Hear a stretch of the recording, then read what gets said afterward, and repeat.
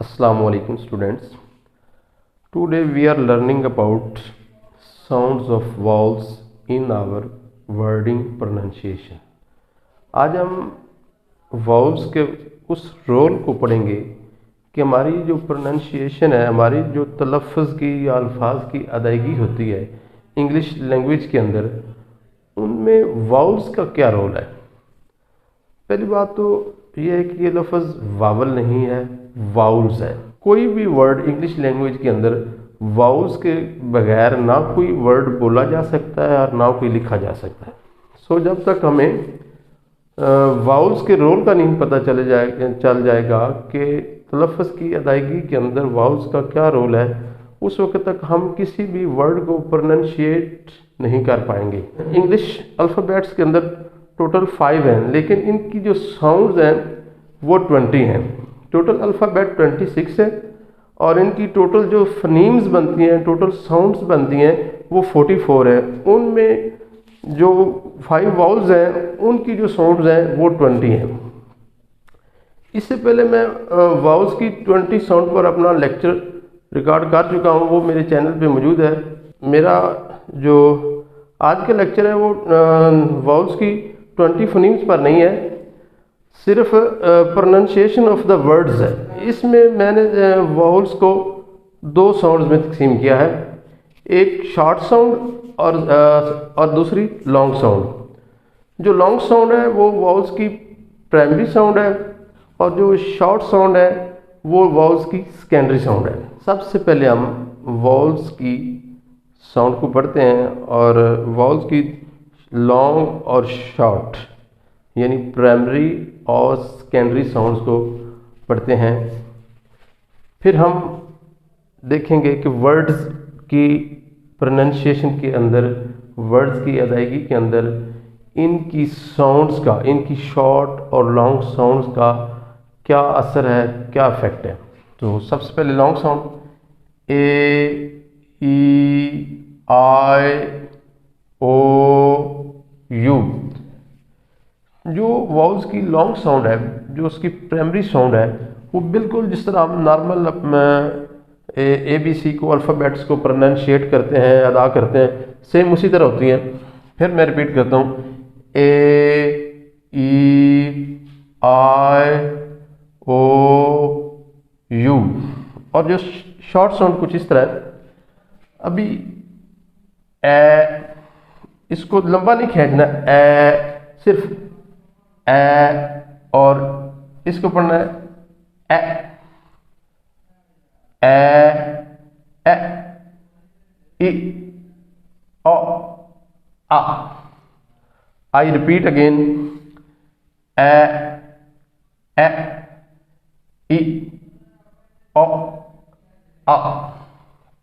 ये इनकी प्राइमरी और सेकेंडरी साउंड्स हैं। अभी इससे आगे हम इनसे जो वर्ड्स के स्पेलिंग करेंगे और उनकी प्रोनाउंसिएशन करेंगे, और इससे आगे मैं आपको इनकी एग्जांपल्स पेश करता हूँ। जब कोई सिंगल सिलेबल वर्ड होगा और उसके स्टार्ट में कॉन्सोनेंट होगा और उसके बाद एक वाउल होगा और उसके बाद फिर एक कॉन्सोनेंट होगा, तो जो बीच वाला, जो सेंटर वाला, दरमियान वाला वाउल है वो शॉर्ट साउंड पैदा करेगा, लॉन्ग साउंड पैदा नहीं करेगा। इसकी हमारे पास मिसालें हैं, कॉन्सोनेंट, वाउल, कॉन्सोनेंट। जो 2 कॉन्सोनेंट के बीच में एक वाउल आएगा तो वो अपनी सेकेंडरी साउंड पैदा करेगा, शॉर्ट साउंड पैदा करेगा, ना कि अपनी लॉन्ग साउंड पैदा करेगा। सपोज सी कॉन्सोनेंट है, ए वाउल है, टी कॉन्सोनेंट है, CAT, कैट। कैट, इसको हम कैट नहीं पढ़ सकते, इसको हम एक ही शॉर्ट साउंड पढ़ेंगे, cat. Mat, fat, rat, hat. ये देखो, कॉन्सोनेंट, वाउल, कॉन्सोनेंट, यहां एक ही शॉर्ट साउंड, ए, पा, ए, टा, fat. Pag, rat, let, net, rim, him, dim, tin, chin, got, hot, fot, lot, dog, but, cut, tub, hub, mug. अगर किसी word में कॉन्सोनेंट बीच में दो आ जाएंगे, डबल आ जाएगा, यानी उसके स्टार्ट में कॉन्सोनेंट होगा और इसके बीच में दो वाउल्स होंगे और आखिर में फिर कॉन्सोनेंट होगा, तो जो पहला वाउल होगा वो अपनी लॉन्ग साउंड, वो अपनी प्राइमरी साउंड पैदा करेगा और सेकंड वाला जो है वो साइलेंट हो जाएगा। फर्स्ट वाला लॉन्ग साउंड देगा और सेकंड वाला साइलेंट हो जाएगा।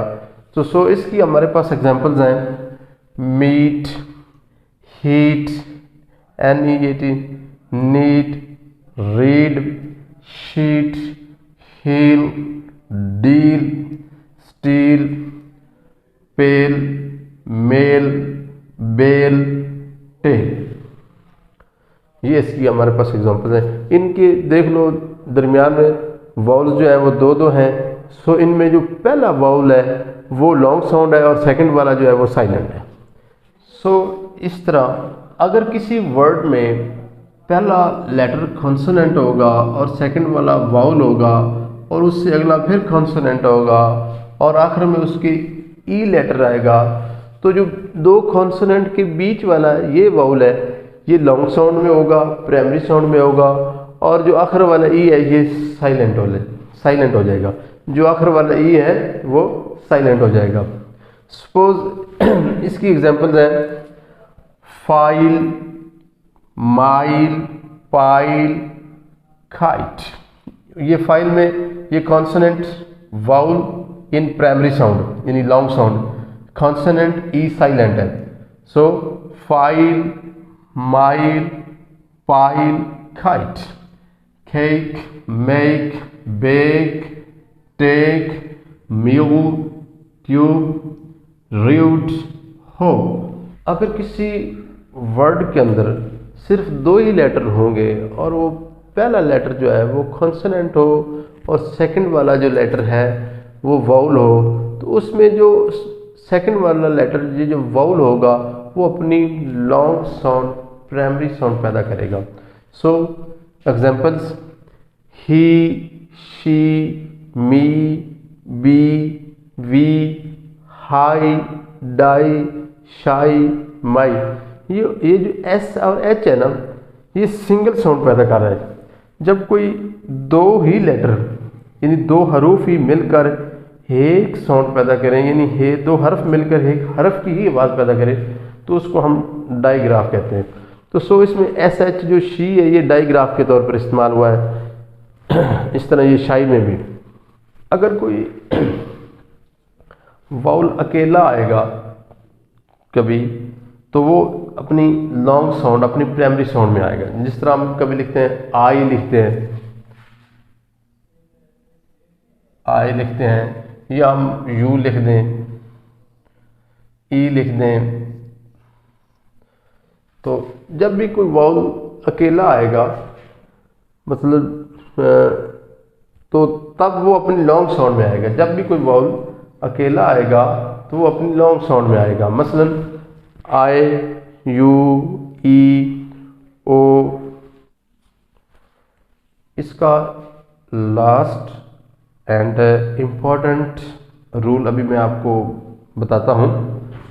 वो ये है कि अगर किसी वर्ड के अंदर सबसे पहले कॉन्सोनेंट होगा और उसके बाद वाउल लेटर होगा और फिर कॉन्सोनेंट होगा, तो जो बीच वाला ये वाला वाउल है ये अपनी जो है वो शॉर्ट साउंड पैदा करेगा, ये अपनी शॉर्ट साउंड पैदा करेगा। लेकिन अगर उस कॉन्सोनेंट के बाद मजीद एक वाउल होगा तो जो पहले वाला ये वाला वाउल है ये अपनी लॉन्ग साउंड पैदा करेगा। सेम इसी तरह जब उससे आगे फिर कॉन्सोनेंट होगा और आगे फिर वाउल होगा तो ये वाला भी अपनी लॉन्ग साउंड पैदा करेगा।